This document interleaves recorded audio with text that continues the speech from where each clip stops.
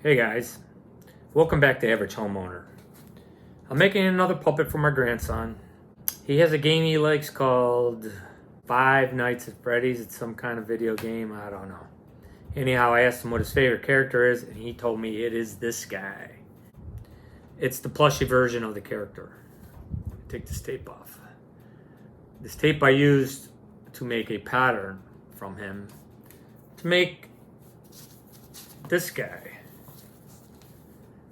Okay, it's pretty similar. However, I talked to my son, who says this is not really who the guy looks like. It's this. Can you see that? That guy's a little different looking than that guy. Okay, a little more definition, and if you're really looking on the head, it has some texture to it. First, I made the pattern. I cut out the foam. Then I started looking at it and I'm like, hey, I gotta get this bone structure. So I made some eyes, just like his, and even some, he's got the red dots. And I thought they needed to pop out a little. That's looking a little more like that. I'm thinking once you put the material over this, this won't lay flat on this. So I did a little more research, and I think I gotta like make this as a bone plate separate and sew it on, and make this little hump separate and sew it on at the end. So I made the new one, and now I'm gonna use this as a template to make the fleece pattern for the head. You basically wrap a piece of fleece, not the fleece I'm going to use, around it, pin it up. This is where your darts come in. Kind of mark out the mouth and all that. And then this becomes your pattern. Voila! We'll cut that out, that'll be our pattern. Here's the puppet with the pieces sewn on. I made the pieces from fleece and foam. Here are the eyes. I normally make these out of ping pong balls, but this puppet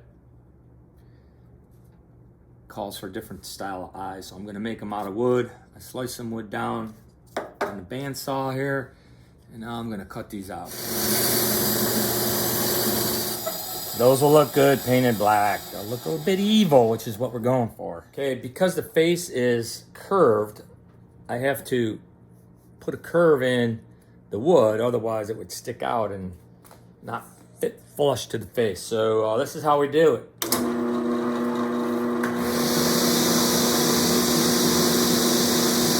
don't know if you could see that, but let me show it this way. Maybe you could see it this way. There's a curve in that. So now it'll glue up to the face. Arms are relatively easy. Just take about 5 inches and fold it over, but this guy has stripes, so I cut out stripes. I'll sew these all together as one, cut it in half, then make the arm from that.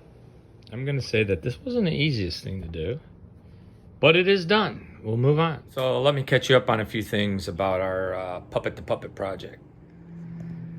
You can see where we are so far. His head's done, then his body. Now I originally cut this out of some hard foam. I wanted to make his body look more like this and thicker.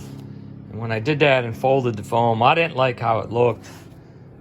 It was way bigger than this, and he has this slim body in his character. So I just cut it down and re-glued some things together to get to that. Here's his arms all made up. He has really long arms, but this is too long once you get that hand on it. This is his hand. The material, that's the foam part. So I'm gonna cut some of this off here for that and get it appropriate size. But I'm about to start on the hands and putting them in the rod mechanism, and yeah, we'll go from there. I have my arms and hands. Come to me, my pretty. puppet. The puppet project completed. I made a special stand for this guy so the arms can be in a scary position. And yeah, I had a fun time making this project. It was more difficult than some of the other puppets, only because I was trying to get a specific look and do some things I've never done before. But all in all, I think it turned out great. I think the grandson will love it. This is The Average Homeowner.